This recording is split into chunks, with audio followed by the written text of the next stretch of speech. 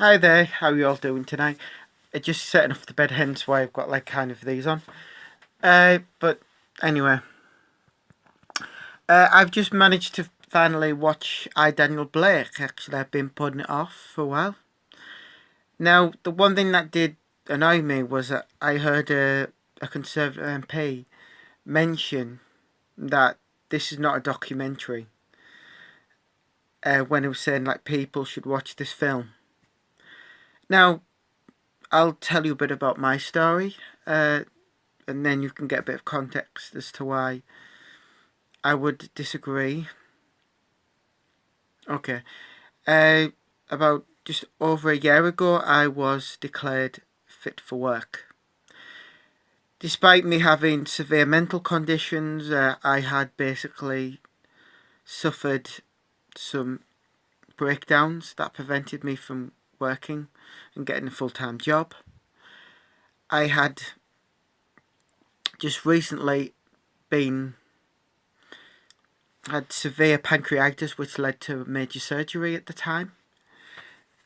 I was currently in what's referred to as post-traumatic stress disorder, and also potentially autistic. But these things were kind of what was happening. Now, I went to the assessment. I had a panic attack before and after the assessment happened. I tried to answer everything as truthfully as I could possibly do. I was very panicky. I was like ultra panicky. I'd even had broke down in tears at one point at the assessment. Now, it's worth bearing in mind that the one thing I did do, and I'm so grateful I actually did do at the time, was get it recorded. Now, you might think to yourself, why should I? Would it make any difference if I record it? Yes. The answer is yes, it will. Simply because it will. It'll make it a lot harder for them to prove that the assessor made the right decision if there is a lot of other evidence that backs it. Anyway, about a month later, I got a phone call saying that I was no longer declared fit for work. I was very upset because I had a psychologist that clearly stated that I was not fit for work that I was seeing at the time. I was not clearly fit for the job seeker, and he wasn't happy. My local GP wasn't happy, and I later found out that the assessor was a general practice nurse with no experience in mental health. So I had to basically go join the job centre for about a month. This was horrific, horrible. If you imagine walking in somewhere and you are basically trapped like scum on someone's shoe, that is how I would describe the job centre. I had walked in, spoke to the advisors.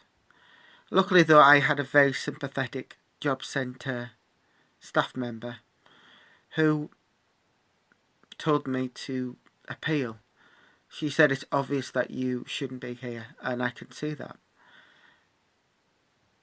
I appealed, got help from Citizens Advice to make an appeal, a mandatory consideration, and they came back and said, "Oh, we're declaring you fit for work. We're not changing our mind." So then I went back to Citizens Advice and told them, and they helped me file for an appeal.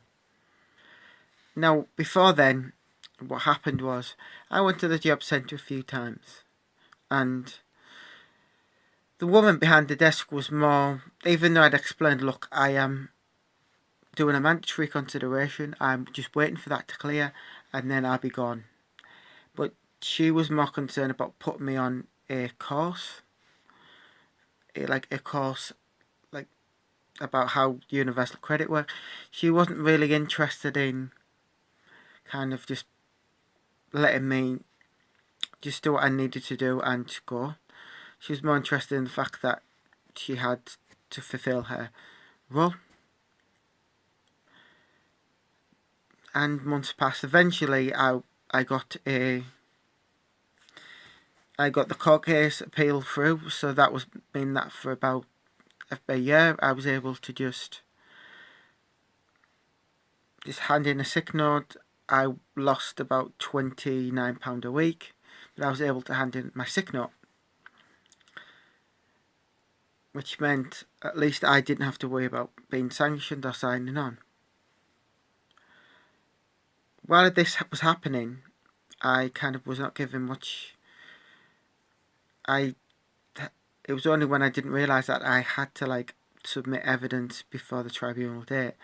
Luckily, though, I managed to get an adjournment due to the fact that that I provided so much evidence. Luckily, though, I'd managed to get some vital pieces of evidence from my psychologist at the time. I'd also managed to get advice from Welfare Rights, who wrote an argument for my case, which was the best thing I did, as they were able to put my case forward in writing rather than having to panic about dealing with the issues. Now, it was worth bearing in mind that during my appeal, a vital piece of evidence was lost by the tribunal. Luckily, though, I was able to do a bit of chasing up and found it before the actual events. But anyway, so I had my court date. It was honestly very horrific, very upsetting. Luckily, though, unlike Daniel Blake, I actually made it to my assessment and my appeal, and I was able to win it. Which was great for me, but the downside is now that the backdated payment, I have to wait over a month now, because they may decide to appeal it. Now, they said they might think they're in the right. I explained to them, I said, look, I have court papers, the judge decided on it. The only thing they could do was the upper tribunal. Now, the upper tribunal can only intervene if they believe that there was a problem with the first case. They can't re-examine the arguments, and they could only do it if there was an argument for if the trial wasn't right. But I think for my case, I'm lucky. They said it's very unlikely that will happen. Okay, so there you go. There's my backstory. Now, watching Daniel Blake, even though some MP had said this is not a documentary, as someone that went through that horrible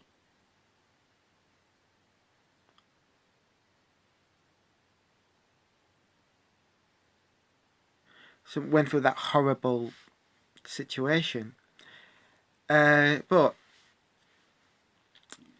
dealing with that, what I found later was that watching that film, there was a lot of familiarity to me, put it that way.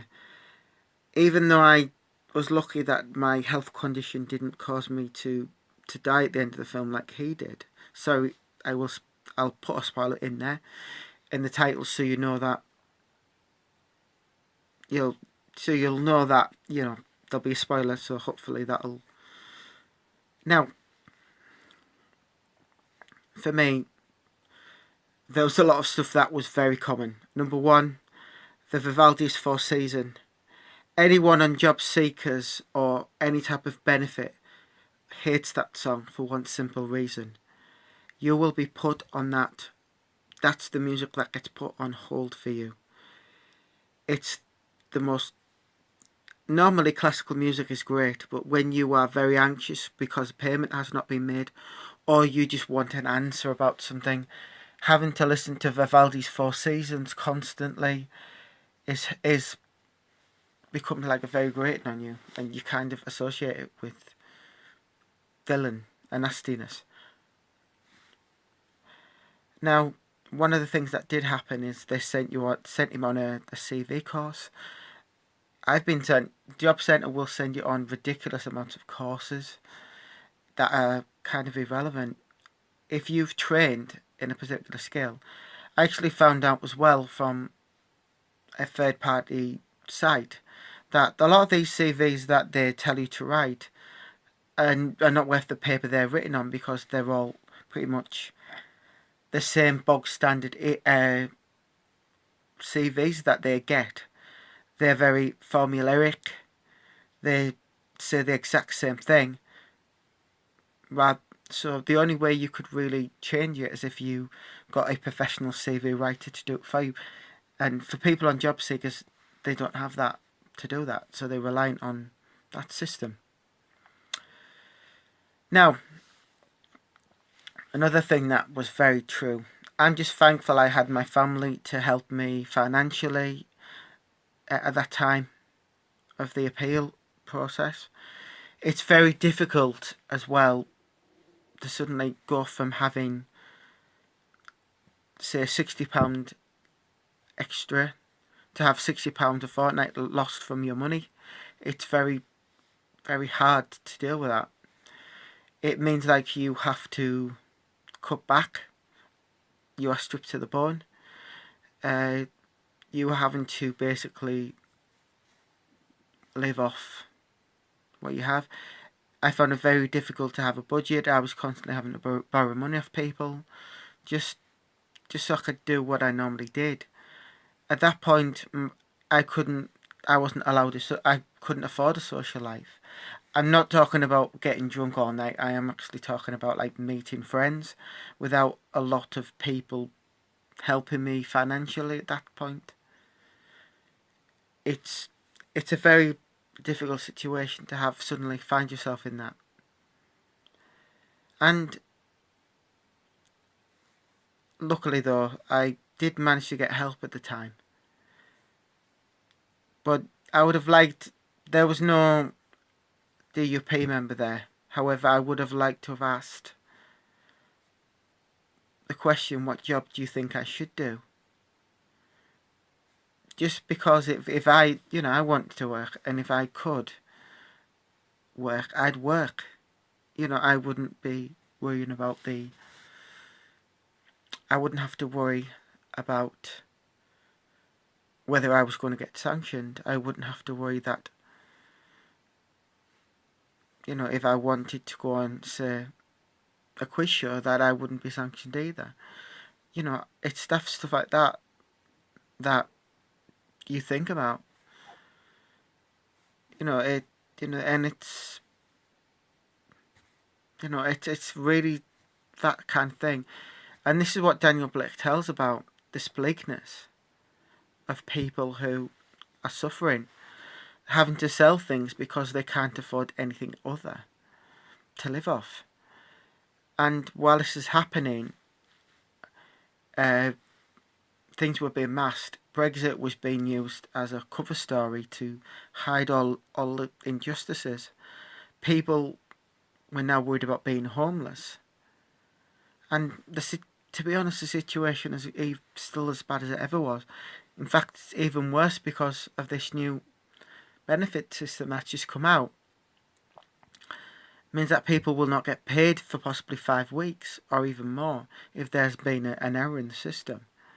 And then the landlords won't get their money on time, and rent bills can't get paid, yet it's okay for them for the millionaire, Ian Duncan Smith, who lives in a big mansion, to make these claims. And that's the thing, we had a vilification of anyone who was poor.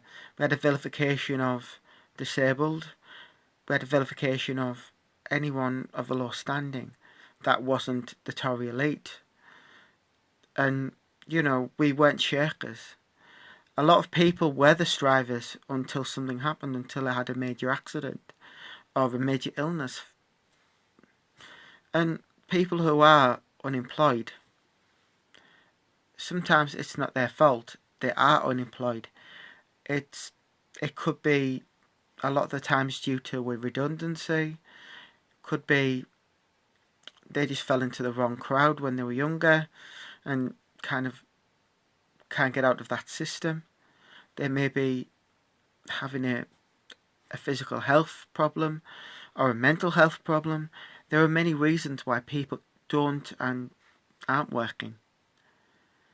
But this system does not accommodate for that. It's all about greed is good. And while we were struggling to eat, the architect of austerity was sat at a banquet with a golden lectern telling people how much austerity was good for the country. And that screamed hypocritical to me. While we were struggling, he was there having a posh dinner with a gold lectern. Yet people don't see this. And I'm finding now that the Tory MPs are still not understanding what's really happening. The Middle Englanders are still having their backs regardless. And currently with Brexit, I suspect there's going to be more unemployment. There's going to be more problems. Yet a lot of the people on the right wing are more bothered about the vilification, about minorities and refugees and migrants. The issue is not with them. They are not the problem. The problem is the establishment is quick to blame other people for the wrongdoings that they create, but they won't admit they've cocked up. And be honest, if you've cocked up, admit it. This is why Brexit happened, I believe. Because the elite were willing to blame other people for the issues that the country was facing. There you go then, that's my opinion. And if you are willing to look into this, please do. Please watch I, Daniel Blake, if you haven't seen it. Thank you.